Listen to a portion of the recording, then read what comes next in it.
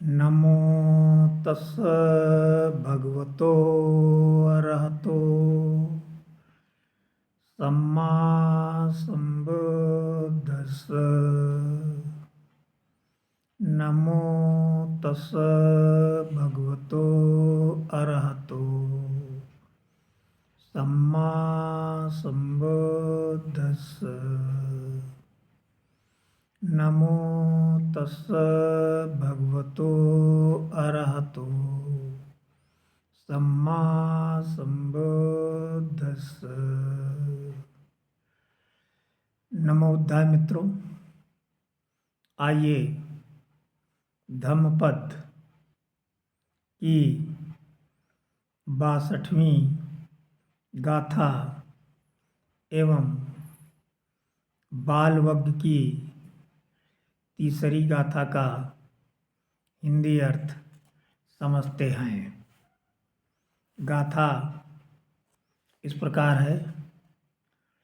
उत्तामत्थि धनमत्थि इति बालो बिहन्नति अत्ता हि अत्तनो नत्थि कुतो पुत्तो कुतो धनं। अर्थात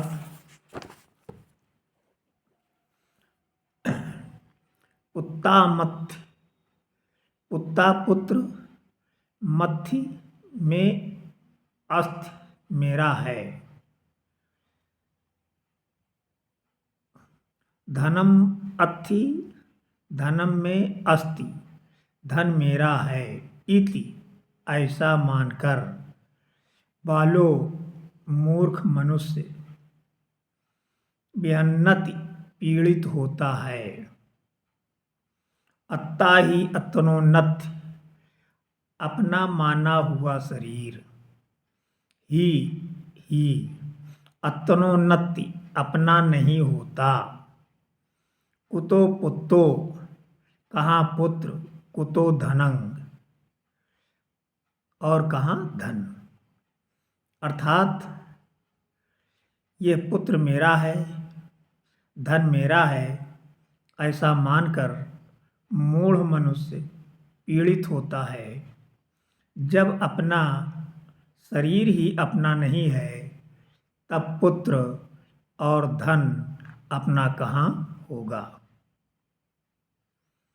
किस बात की आसक्ति है, आइए इसे आनंद सेठ की कथा से समझते हैं। श्रावस्ती में एक करोड़पति सेठ रहता था। उसका नाम आनंद सेठ था।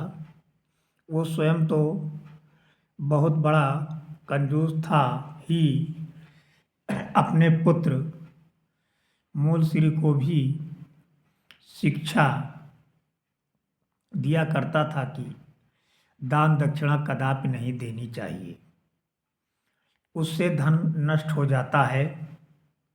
वो पुत्र को सलाह देता, धन का स्वाभाविक नाश हो जाता है, अतः इस पर ध्यान रखना चाहिए।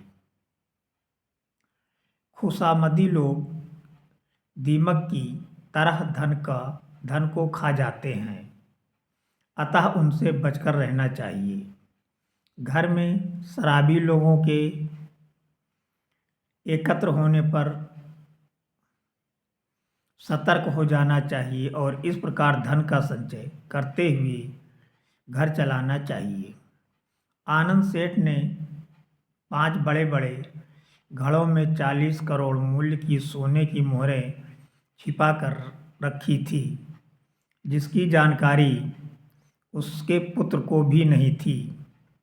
मृत्यु पर किसका बस चलता है। बिना बताए, बिना बुलाए अनचाहे मेहमान की तरह कभी भी आ सकती है। आनंद सेठ के साथ भी यही हुआ। एक दिन मृत्यु आई और वो दुनिया से चल बसा, पर मरते समय भी उसमें धन की आसक्ति बनी रही। सेठ जीवन पर्यंत कंजूस था। उसने कभी भी भलाई का काम नहीं किया। कर्म के देवता के लेखा जोखा में कोई गलती नहीं होती। उसका जन्म श्रावस्ती के पास ही भिखारियों के एक गांव में हुआ। जैसे ही वो अपनी माँ की कोख से प्रविष्ट हुआ, भिखारियों के जैसे बुरे दिन आ गए। उनकी आमदनी घट गई। लोगों ने भिक्षा देना बंद कर दिया, कम कर दिया। अतः उन्होंने विचार विमर्श कर पता कर लिया कि महिला के गर्भधारण के बाद से ही उनके बुरे दिन आ गए हैं। अतः उन्होंने उस स्त्री को गांव से बाहर कर दिया। पुत्र का जन्म हुआ। वो बहुत ही कुरूप तथा भयावह था। बड़ा हुआ। एक दिन जब वो मूलश्री के घर से के सामने से गुजर रहा था तो उसे देखकर घर के बच्चे जोर जोर से रोने लगे। मूलश्री ने अपने लोगों से भिखारी को पिटवा दिया। बुद्ध आनंद के साथ वहां से गुजर रहे थे। उन्होंने इस घटना को देखा और आनंद से कहकर मूलश्री को बुलवा लिया। उन्होंने उसे बताया कि वो पूर्व जन्म में उसका पिता था। मूलश्री को इस बात पर विश्वास नहीं हुआ।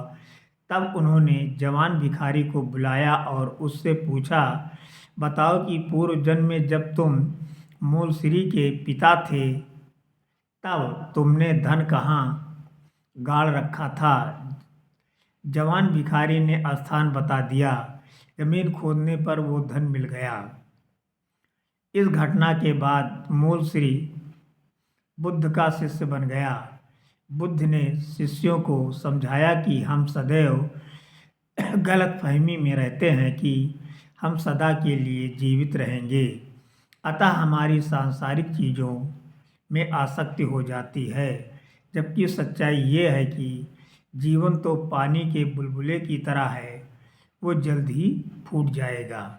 गाथा समाप्त। नमो बुद्धाय।